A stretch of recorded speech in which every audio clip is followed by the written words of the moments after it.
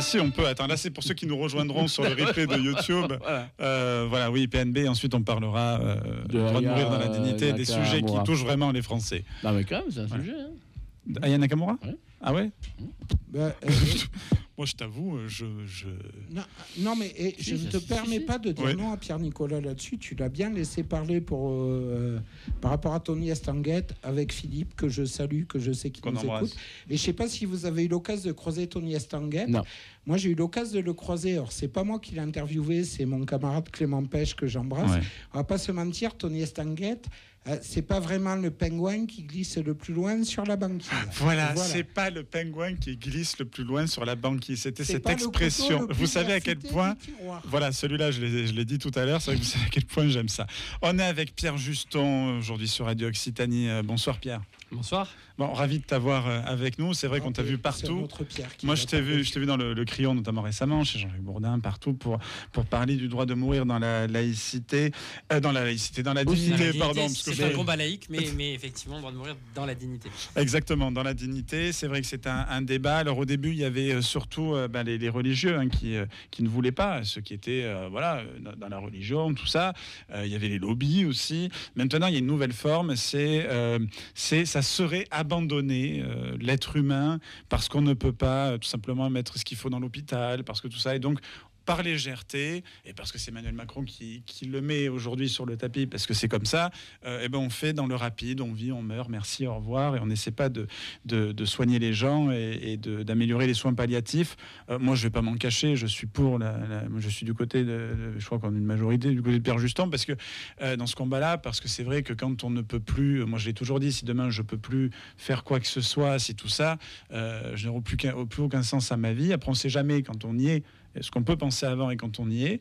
Mais voilà, donc on en est où de ce côté-là Eh bien, on a eu des déclarations du président de la République dimanche soir, une interview croisée dans le journal La Croix et dans le journal Libération. On y verra un clin d'œil sans doute en même temps du président de la République sur deux sensibilités différentes sur ce sujet-là, puisque le journal La Croix est très largement opposé en tout cas à cette évolution, contrairement a priori au journal Libération.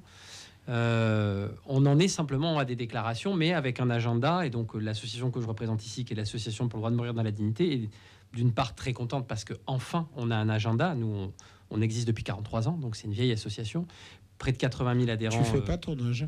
Pardon ? Tu fais pas ton âge. Près de 80 000 adhérents. Moi, ça fait 10 ans que je milite dedans, donc ça montre effectivement qu'il y a des générations, plusiens générations qui sont succédées.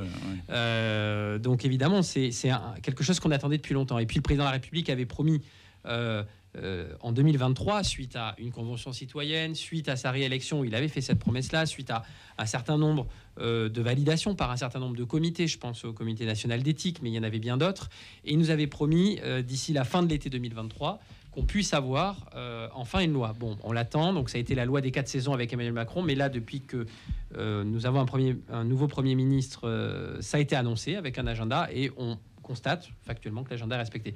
Ça, c'est le premier point.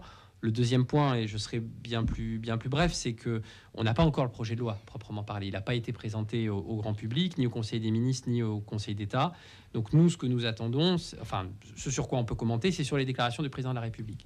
Et on est content qu'il parle enfin d'aide à mourir, mais il parle aussi des soins palliatifs. Donc, pour répondre à la question que vous me posiez concernant les critiques qui sont émises aujourd'hui, la réalité, c'est qu'on ne fait pas l'aide active à mourir pour pallier aux difficultés que rencontre l'hôpital ou malheureusement au fait qu'il n'y ait pas suffisamment de soins palliatifs. Et ça fait partie des combats de l'ADMD également, qui est un accès universel et réel, surtout réel, parce qu'universel, il y est dans la loi, mais réel aux soins palliatifs sur tous les territoires de France. Et donc, évidemment, il faut qu'il y ait à la fois les deux. Et c'est l'annonce du président de la République, je crois que c'est 3 milliards, donc un plan décennal pour les soins palliatifs, de manière à les développer sur tous les territoires. Donc, c'est une jambe et une autre jambe, et ça avance ensemble. Celles et ceux qui sont opposés à l'aide active à mourir aujourd'hui essayent effectivement d'opposer artificiellement les soins palliatifs et l'aide active à mourir. Mais en réalité, c'est pas opposable du tout. Et j'en termine là. Je prends l'exemple de la Belgique, qui est un pays qui a légiféré sur le sujet depuis maintenant 20 ans. Une aide active à mourir sur 2 se passe dans le cadre d'un parcours de soins palliatifs. Donc ça se passe très bien. L'idée, c'est pas de dire qu'il y a une bonne mort ou une mauvaise mort, ou qu'il faut choisir cette mort-là ou cette mort-là. L'idée, c'est de dire simplement que les personnes, lorsqu'elles sont en fin de vie, ça c'est des conditions, avec une maladie incurable. Ça veut dire quoi, une maladie incurable ? Ça veut dire que la maladie, on ne peut pas en guérir. Donc on vous dit que vous allez mourir dans un laps de temps. Et des souffrances difficilement apaisables. Si la personne le souhaite, c'est elle qui a le choix et qui décide par rapport au niveau de souffrance, au niveau les difficultés qu'elle rencontre, eh bien cette personne-là, nous souhaitons qu'elle puisse choisir ce qu'elle veut. Donc il n'y a pas de mauvais ou de bon choix. Le bon choix, si j'ose dire, c'est le choix que fera la personne quand elle est respectée par les soignants. Exact. Cédric ? Alors, j'ai en profité, je mettais une petite vanne, mais j'ai en profité, là c'est la parenthèse, pour faire un énorme poutou à une copine qui a milité sur Nathalie Breda, grande amie. Voilà, que je connais bien, à qui je claque un poutou énorme. Et il y a un truc qu'il faut se dire, c'est que justement, ce que désolé, moi je suis censé être le punk, donc je tutoie. Ce que tu dis, c'est super intéressant pour un truc à la con, c'est qu'on va pas se mentir. Moi, j'ai une maman qui est morte à 52 ans suite à plein de maladies cardiaques. J'ai un grand-père qui avait des trucs qui lui briefiaient le sang, donc il est tombé sur la tête. Et du coup, on l'a mis en coma, mais sa tête, c'était une île flottante. Oui, vous connaissez mon style, hein, je suis un peu punk. Je veux dire, au bout d'un moment, les toubibs ont débranché. Oui, ils l'ont pas dit, s'ils n'avaient pas le droit. C'était là en mode, on s'est fait attraper un peu en dehors, Et justement, moi, je trouverais ça bien, déjà, comme tu le disais, pour le droit à chacun de décider, parce qu'à un moment donné, on ne va pas se mentir. Quand on a quelqu'un proche de nous qui souffre, où on voit que la personne souffre et que qu'il n'y a plus rien à faire, oui, il faut pouvoir dire non, et il faut pouvoir éviter justement que si à un moment donné, les médecins font entre guillemets ce que je vais appeler le choix de la raison, et je l'assume, de dire la personne elle souffre, il faut arrêter, que la famille puisse dire derrière non mais attendez, vous avez débranché, vous n'aviez pas le droit, allez hop, procès, pognon. Non mais c'est pas, Cédric, si tu peux me permettre, c'est pas ça. C'est la personne qui souffre qui choisit. C'est pas le médecin qui choisit pour elle. Oui. Parce que ce que tu décris là pour être de l'euthanasie, c'est pas une loi sur l'euthanasie. L'euthanasie, c'est quelqu'un d'extérieur qui décide. C'est l'opération de T4 sous l'Allemagne nazie, où on décide que les malades mentaux et handicapés doivent être... Non, mais c'est pas une loi sur l'euthanasie. Alors, je suis d'accord avec la première partie du sujet, effectivement. Il faut faire super gaffe à ça, quand même. Hein. Alors, oui et non, je suis d'accord avec la première partie, Pierre-Nicolas, c'est-à-dire que, effectivement, ce qui compte, c'est le choix de la personne. Donc, il va y avoir une question qui va se poser, c'est si la personne n'est plus en capacité de choisir. Si elle n'est plus en capacité de choisir, là, effectivement, le seul cadre qui restera, c'est l'interdiction d'obstination déraisonnable par le médecin. Et là, auquel cas, effectivement, c'est un cas qui est déjà connu depuis le début des années 2000. En revanche, et nous incitons à la DMD, et d'ailleurs nous sommes la seule association sans subvention publique, et nous l'assumons, qui faisons de la prévention en incitant les Françaises et les Français à rédiger leurs directives anticipées. C'est ça. Le fait de rédiger ces directives anticipées, donc de nommer des personnes de confiance qui vont pouvoir porter notre parole, mais la parole par ailleurs est écrite en disant si je me retrouve dans telle situation, je souhaite continuer ou je souhaite ne pas continuer, etc. Et là, juste un point sur les mots. L'euthanasie, c'est pas un mot qui doit être interdit. L'euthanasie, en réalité, d'un point de vue neutre, c'est un tiers, effectivement, qui va donner la mort à une personne. L'important, c'est que le tiers qui donne la mort à la personne le fasse parce que la personne le décide et qu'elle respecte les conditions. Je rappelle les conditions. Une personne qui a une maladie incurable, donc il ne pourra jamais être soigné, et tout le reste. C'est pour ça que le mot ne doit pas être banni. Nous, ce que nous demandons à la DMD, et nous militons depuis des années pour ça, c'est à la fois l'euthanasie et le suicide assisté, mais toujours avec les mêmes conditions. Les conditions, c'est que la personne, évidemment, c'est la condition la plus importante, la personne le demande pour elle-même, mais ce n'est pas suffisant, qu'elle ait effectivement une maladie incurable, malheureusement, et des souffrances inapaisables. Ça veut dire, maladie incurable, elle est en fin de vie. Il n'y a pas d'âge pour la fin de vie, malheureusement, parce qu'on peut, à 25 ans, à 30 ans, avoir une maladie. Voilà, ou un accident en dehors de la maladie. Oui, l'accident, parce qu'on parle souvent de la maladie. Là, tu prends un bus, et je ne te le souhaite pas. Voilà. Il n'en passe pas dans la rue, au pire. Au bout d'un moment... Mais ça, c'est chacun à voir. Et c'est pour ça que nous incitons à détabouiser la mort. En tous les cas, c'est ce que nous faisons. Ça veut détabouiser la mort, ça ne veut pas dire que la mort, c'est pas quelque chose de grave. C'est pas quelque chose de lambda. C'est pas du tout ce que nous disons et le message que nous portons. En revanche, nous considérons que la mort fait partie de la vie, que cette tabouisation qui a été faite notamment par les religieux pendant un certain nombre de siècles pour des raisons qui les regardent, eh bien, elle est problématique. Et donc, s'il n'y avait pas de tabouisation de la mort, en réalité, les gens pourraient rédiger leur directive anticipée. Et dernier point, les gens évidemment peuvent changer d'avis jusqu'au dernier moment. Jusqu'au dernier moment, ils peuvent dire je veux pas. Et d'ailleurs, pour avoir accompagné beaucoup de personnes, il y a des personnes qui, dans un sens, étaient toujours contre l'euthanasie ou le suicide assisté et qui se sont retrouvées dans cette situation. Il y a plein de cas qui sont connus, une ancienne ministre notamment, et qui a dû partir en Suisse, s'expatrier, parce qu'aujourd'hui, c'est la situation des Français qui, quand ils sont en fin de vie, ils s'expatrient en Suisse ou en Belgique parce que la France ne leur permet pas d'avoir un cadre qui leur permet de partir. Et puis, à contrario, il y a des gens aussi qui étaient militants de la DMD et qui, jusqu'au dernier moment, disaient, lorsqu'ils avaient une maladie incurable, je voudrais bénéficier d'un suicide assisté ou d'une euthanasie, et finalement n'en ont pas voulu. Et encore une fois, c'est très bien, c'est le respect de la liberté de conscience. C'est pour ça que je parlais tout à l'heure de combat laïque, parce que la laïcité, première phrase de la loi de 1905, la République assure la liberté de conscience. Et assurer la liberté de conscience, c'est de la naissance jusqu'à la mort. Alors même si les enfants sont en construction de conscience, en tout cas jusqu'à la mort, quand on est adulte, il faudrait qu'on puisse avoir cette liberté de conscience de choisir lorsque c'est possible. On n'est pas dans le fantasme non plus d'un choix qu'on peut faire tout le temps. L'exemple donné tout à l'heure, si je sors du studio tout à l'heure et que malheureusement j'ai un accident, je me fais écraser par un bus et que je meurs, j'aurais pas choisi ma mort, bien évidemment. Et ça fait partie des aléas finalement de la société humaine et de la vie. Mais aujourd'hui, la société étant de plus en plus vieillissante, de plus en plus de gens malades qui arrivent en fin de vie et qui savent qu'ils vont mourir. Et donc la possibilité pour eux de choisir ce qu'ils ont envie, elle est importante. Alors moi je reviendrai sur le terme euthanasie que je n'emploie jamais, parce que je trouve que c'est hyper connoté. On peut le prendre d'un point de vue neutre, sauf que dans l'histoire, il y a des connotations très fortes et qui s'y rapportent. Donc moi je préfère parler de suicide assisté, où effectivement un suicide assisté, c'est donc l'être humain qui décide de ne plus être sur Terre, et assisté est un mot qualificatif, un participe passé, qualifiant vraiment le fait qu'il ne peut pas le faire lui-même, alors que euthanasie renvoie à quelque chose qui a été terrible dans l'histoire. Non mais je t'explique pourquoi ma position. Et c'est pour ça, et malheureusement, moi je trouve que d'employer trop le terme euthanasie fait que les religions se précipitent dessus et renvoie à justement la connotation. C'est ça le problème. Alors on peut effectivement s'exonérer des religions, on peut, mais enfin...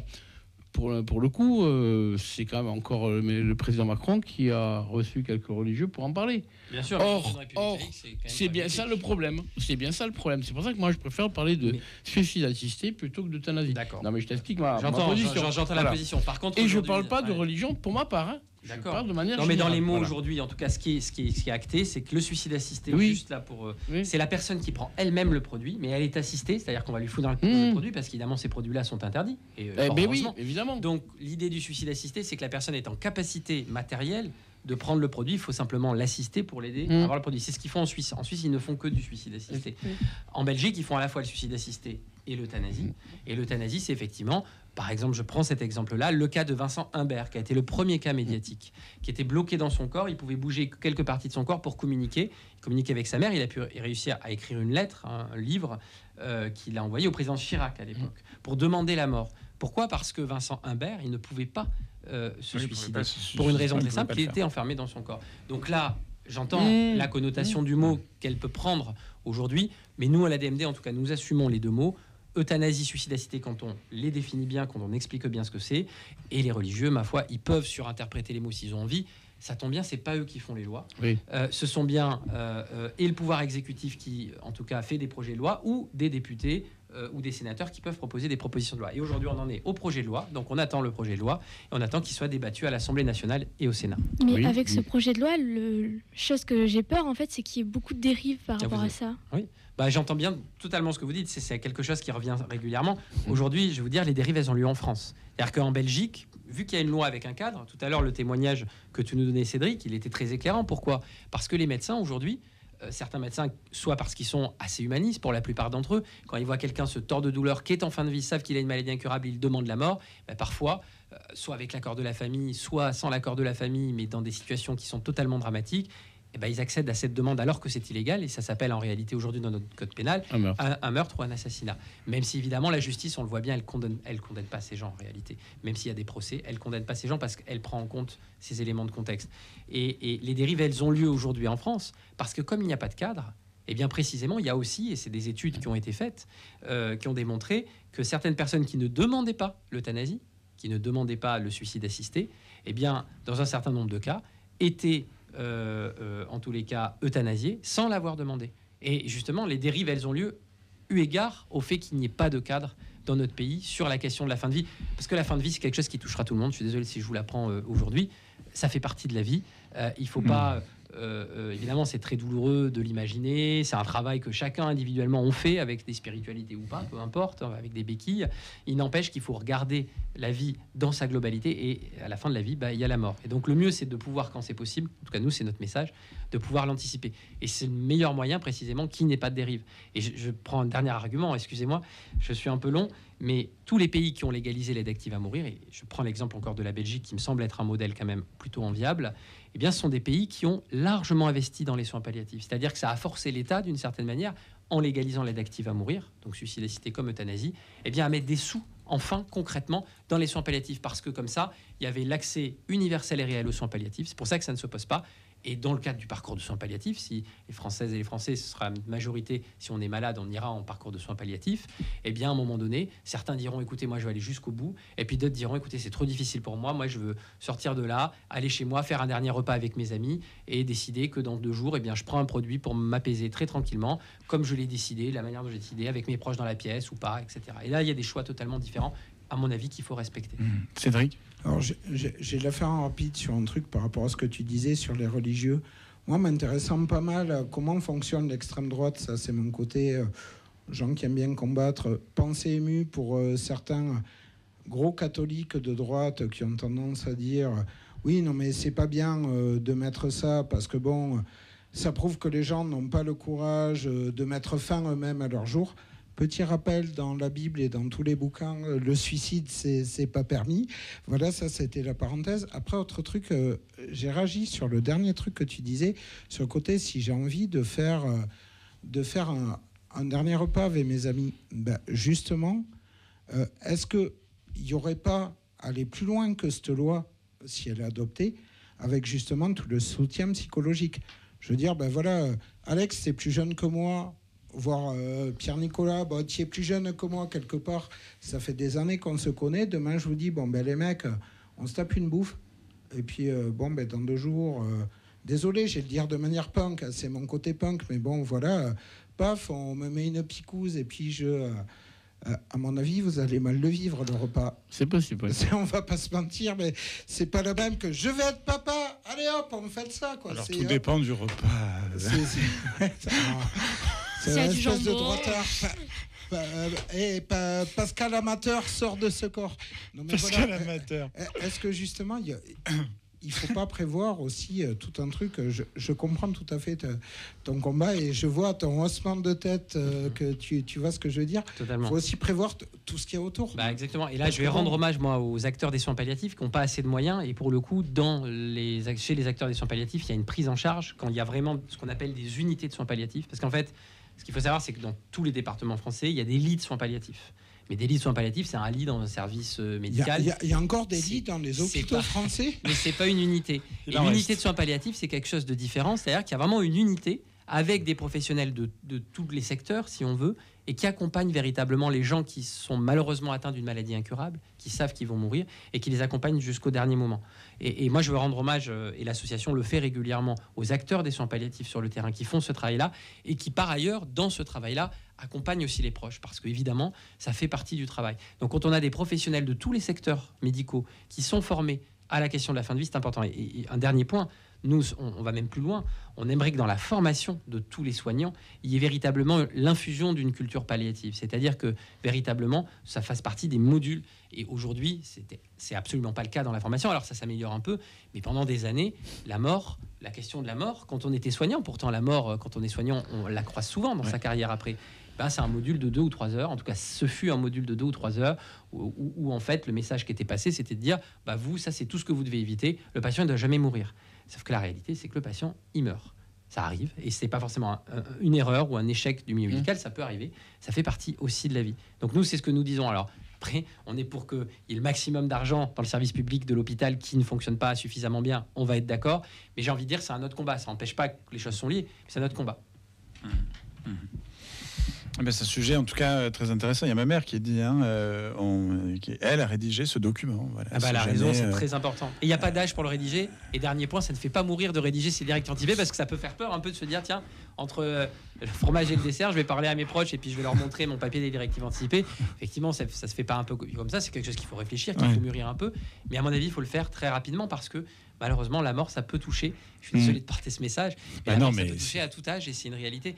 Le cas que j'ai cité, Vincent Humbert, j'aurais pu parler de Vincent Lambert, j'aurais pu parler d'autres cas qui sont connus. Ce sont des gens qui ne sont pas forcément 70, 80 ans, ce sont des gens qui sont des fois jeunes aussi et qui malheureusement peuvent se retrouver dans ces situations. Mais c'est pas un blanc-seing, c'est ça surtout. Non, bien sûr.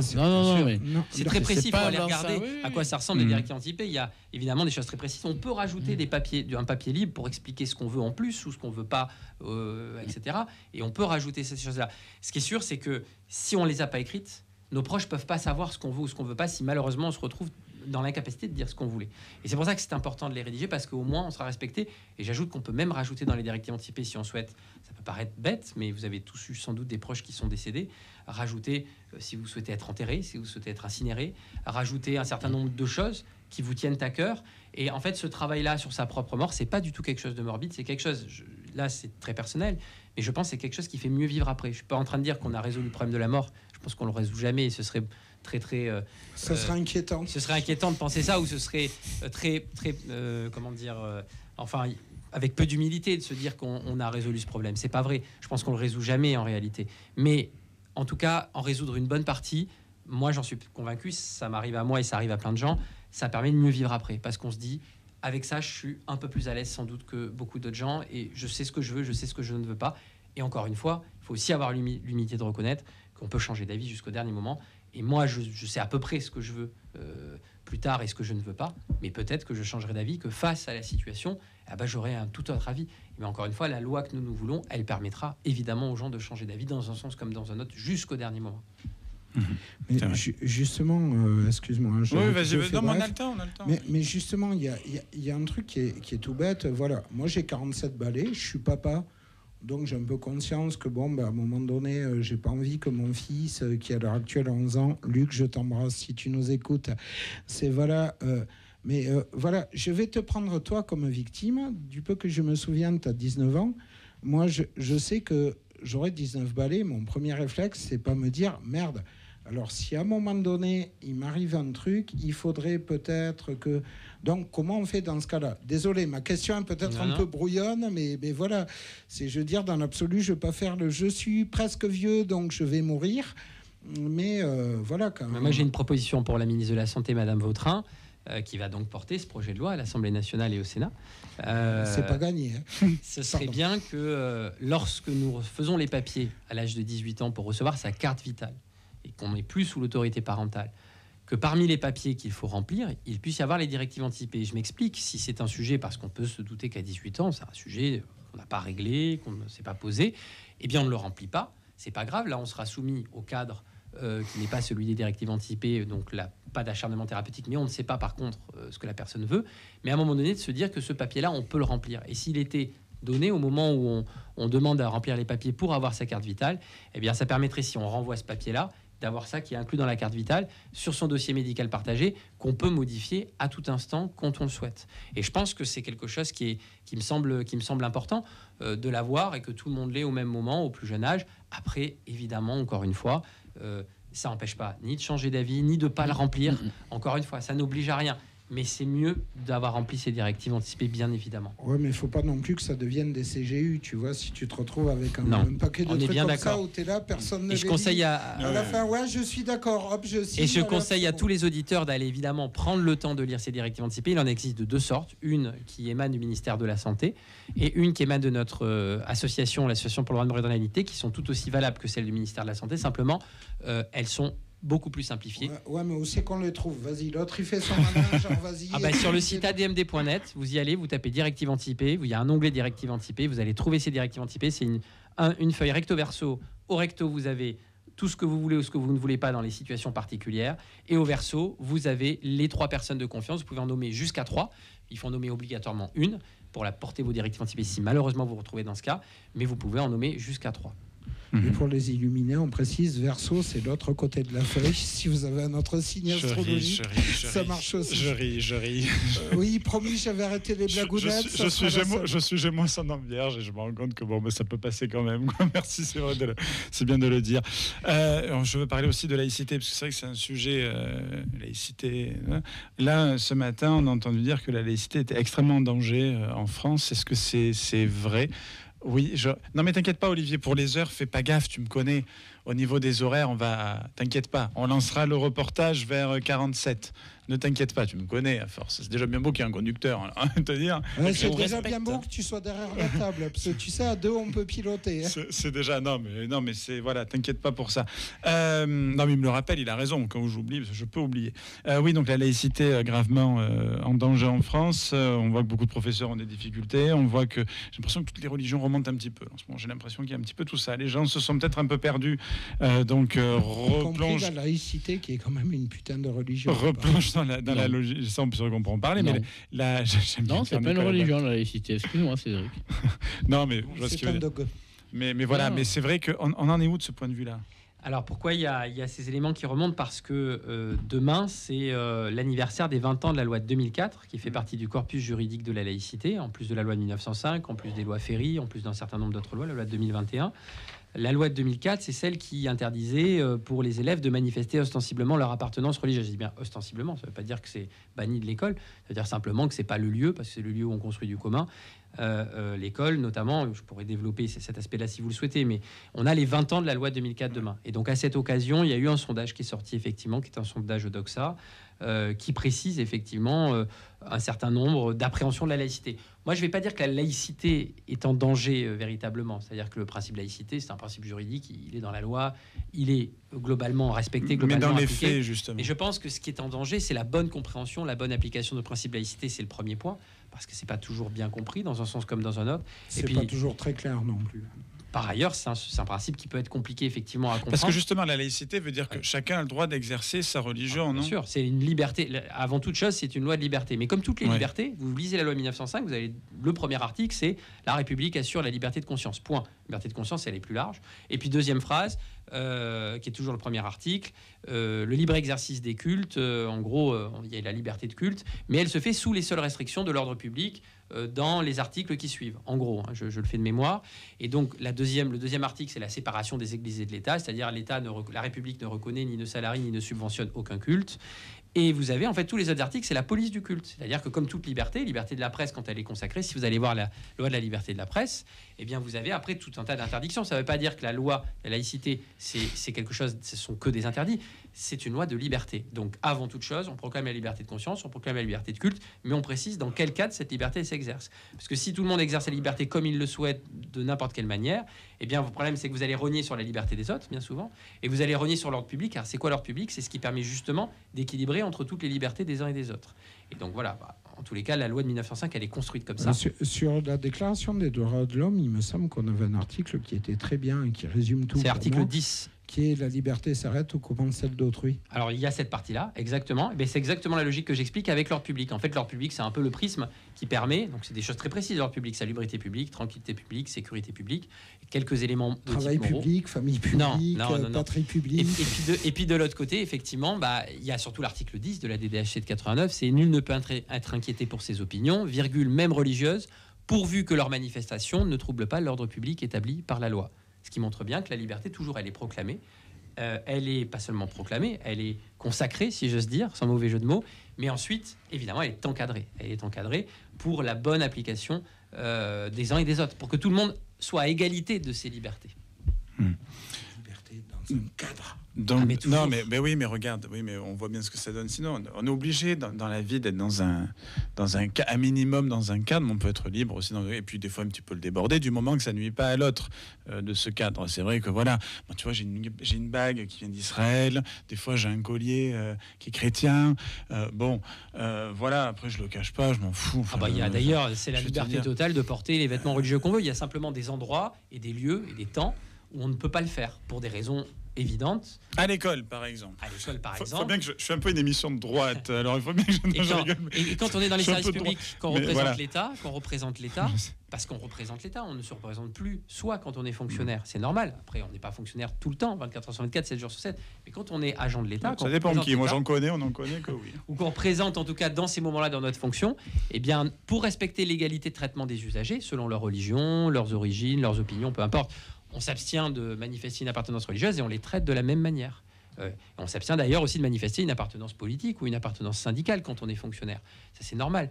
Voilà. Mais après, de côté de ça, un fonctionnaire, il a une vie personnelle, privée. Il fait bien ce qu'il veut dans sa vie privée et personnelle.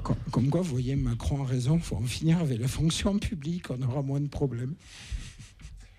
Et non, j'avais dit que j'arrêtais les blagues. Oui. Pas prévu. Non, mais elles sont mignonnes, celles-là. Ça va, c'est mignon, bien évidemment. C'est vrai que Cédric n'était pas prévu dans l'émission. Alors, je tiens à le dire. Il est passé. Joseph Stanislas, Francisco Franco. J'ai dit, écoute, il y a une place. Mais c'est vrai que voilà, je vois un petit peu ce monde qui, enfin, on le voit tous, ce monde qui bouge un petit peu. Et en France, parce qu'il y a une peur de tout en ce moment, les gens retournent beaucoup dans la religion. Il y a aussi le croyant un petit peu contestataire, c'est-à-dire qu'il y a celui qui va dire tiens, moi je vais porter une croix parce qu'en face on porte un voile, l'autre qui va dire moi je vais porter un voile encore plus fort parce qu'en face tu vois, et que ça risque de monter. Est-ce qu'on risque aujourd'hui en France de revenir à une guerre de religion, des religions, sincèrement, quand on voit ce qui se passe à Sciences Po, quand on voit ce qui se passe. Je l'espère pas, mais je le pense pas. Mais dans la rue, il est tout à fait permis de porter des signes ou des symboles religieux. Il n'y a pas de difficulté avec ça, bien évidemment. Ça, c'est l'extrême droite qui dit aujourd'hui qu'il faudrait revoir la laïcité et qui ne comprennent strictement rien à la laïcité de ce côté-là. Mais par contre, à l'école, pas que l'extrême droite, il y a aussi les frères musulmans. Enfin, pardon, je sais que bien sûr, on risque de dire ça, mais évidemment que les religieux intégristes, voilà. On parle beaucoup des chrétiens, des cathos, mais ça m'embête un peu parce qu'on parle peu des autres aussi, qui emmerdent beaucoup les gens. Non, des interprétations de la religion. Les religions, c'est pas des monolithes. Intégriste. Les religions, vous avez des gens qui interprètent la religion d'une manière ou d'une autre. Les religions, c'est pas des monolithes, c'est comme des dogmes. Enfin, ce sont des dogmes, mais comme des dogmes politiques, par exemple. Vous avez dans des partis politiques différentes sensibilités qui s'expriment. Évidemment, je m'arrête là dans la comparaison, c'est pas la même chose. Oui. Mais il n'empêche, dans les dogmes religieux, vous avez différentes nuances, différentes interprétations. Il y a des interprétations intégristes. Et les intégristes, par définition, ils sont dans une logique intégrale. Intégrale pour eux-mêmes, mais surtout intégrale à imposer pour les autres. Alors, c'était mieux avant. Moi, je continue à dire, d'ailleurs, j'ai m'appuyé sur... Alors ça, c'est moi qui le dis d'habitude. Non, j'ai m'appuyé sur le plus vieux du lot. Et franchement, PN, tu trouves pas que c'était mieux avant? Tu te souviens de la période où tu venais faire des cours d'histoire et des t-shirts des bérets noirs pendant qu'avec mes potes chevelus, au fond, on dessinait des croix renversées sur nos... Voilà, pardon, excusez-moi. Non, mais ce que tu dis... Non, mais t'as raison, Cédric, parce qu'avant, on s'en foutait, punaise. Il faut que j'évite de dire des gros mots.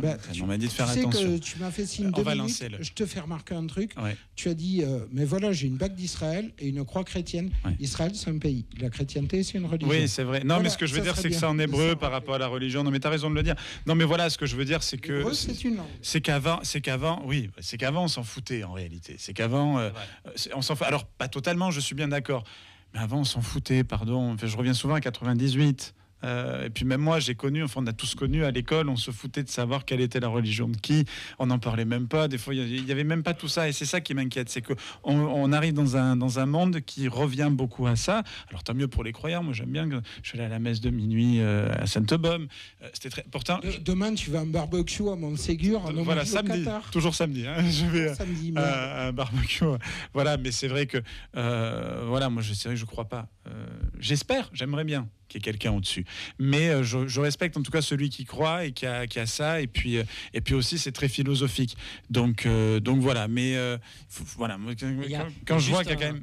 Un point qui n'est pas accepté aujourd'hui, ce qui crise passion, c'est que... encore une fois, il faut distinguer les personnes et les idées. Ouais. La religion est une idée ou un ensemble d'idées. Ouais. Les idées, elles sont critiquables, elles sont moquables, on peut les injurier si on a envie. Je veux dire, moi j'ai accusé personne d'être socialistophobe en étant socialiste, alors qu'il n'aimait pas les socialistes. Pourtant, c'est un ensemble d'idées. C'est la même chose pour les religions. Donc on peut tout à fait critiquer les idées, critiquer les dogmes.